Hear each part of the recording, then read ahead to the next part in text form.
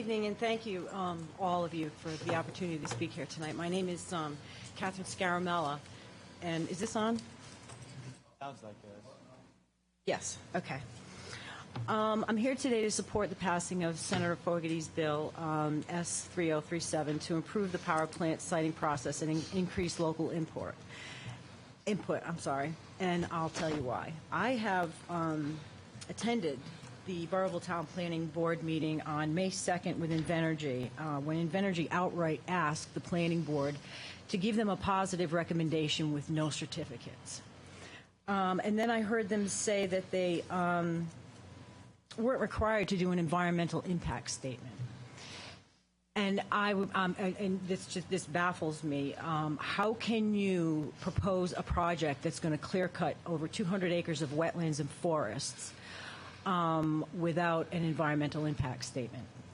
How can you propose to open up an MTBE-contaminated well was court-ordered sealed permanently without an environmental impact statement? And somehow it's rigged that they don't have to do it, and somebody needs to watch over that. Right now, our lives are in the hands of 3 people appointed by a governor who refuses to talk to us or acknowledge us on any of this. And there's nobody looking out for our best interests. And I'm going to bring this up again, and I'm sorry I'm beating a dead horse, but this MTBE well is huge. I mean, this caused grave illnesses, birth defects, and it killed people. This is terrifying to us. And I've heard people talk about, the only place that it was really cleaned up was in California, and it took 14 years. So how can Invenergy claim that they're going to clean it up and use it and dump it back into our water treatment facility and then dump it into Clear River, where it just flows down throughout the whole state? I have the court order in my hand. It says, wells number 3 and 3A shall continue to cease operation and may forthwith only be used for remediation of contamination as directed by the Director of Health, the Department of Environmental Management, Water Resources, or other appropriate state officials. This is exactly why we need a water person on the board. I also heard them say, I hear a lot of talk about how energy efficient this plant is. How efficient is a plant that has 2 1 million gallon oil tanks on it? And I heard the discussion back and forth between the planning board and Invenergy. When the draw in the wintertime on the gas goes into the homes to heat the homes, that's when the oil kicks in, because then there won't be enough draw to run the power plant. So that's when the oil kicks in. The planning board asked them how long the 2 million gallons lasts. About 3 days. So, and they asked them, well, how are you going to get the oil into the tanks? The tanks filled back up, and they said 9,000 gallon tanker trucks. Do the math. That's over 222,000 9-gallon tanker trucks. And I don't know if you've ever driven through Burrillville, but it defies the laws of physics. It's not possible. It would be a 24-hour-a-day parade of tanker trucks going in and out of Burrillville. You just can't do it.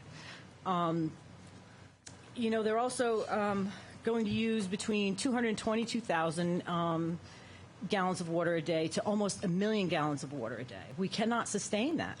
So once the water's gone out of the wells, what are they going to do? They're going to take it out of the lakes and the rivers till they, completely dry us up. This is why this bill is so important. We need more people on here.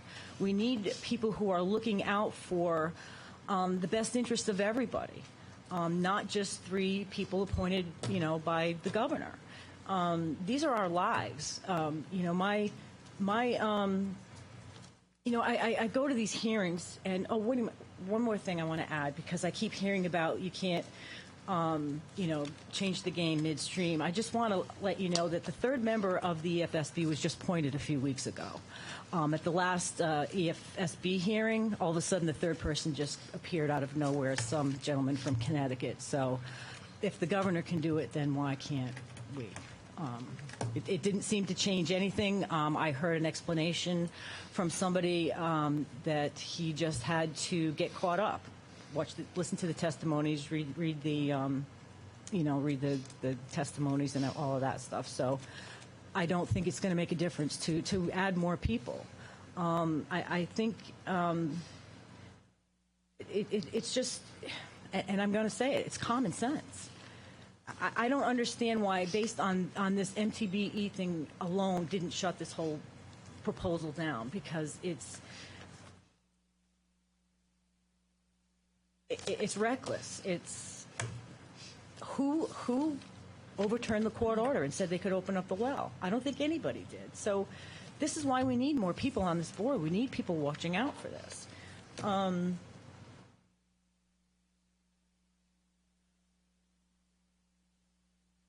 Excuse me, what is the date of that court order? January 28th, 2002. Provide us with a copy of that, please, before Absolutely. you leave. Thank you. Grab this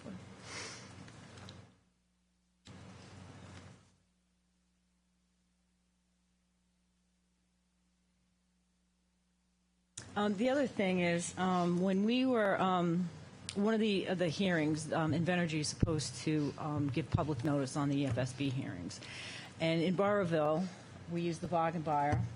It's our Bible. I should probably let him explain this. I'll let you take that one. But he, they advertised the wrong day and the wrong place. So hundreds of people who wanted to testify were diverted out of there. And Ray asked nicely if the FSB would, in the spirit of fairness, schedule another hearing so that the people who were diverted away could come in and, and they denied it. Yeah, and they denied it. So this is why we need more people on the board. If you, again, it's not about jobs. If it's about jobs, then we've got a company in town, Danielle, who employs, I think, about 400 people. And if this goes up and they leave, then we lose like 400 permanent jobs. The construction jobs are temporary. And this is about our lives. I mean, I'm scared to death. Nobody sleeps anymore. If you walk around Barrowville, it's just like people are they're crying, they're sad, they're scared, and literally nobody sleeps anymore.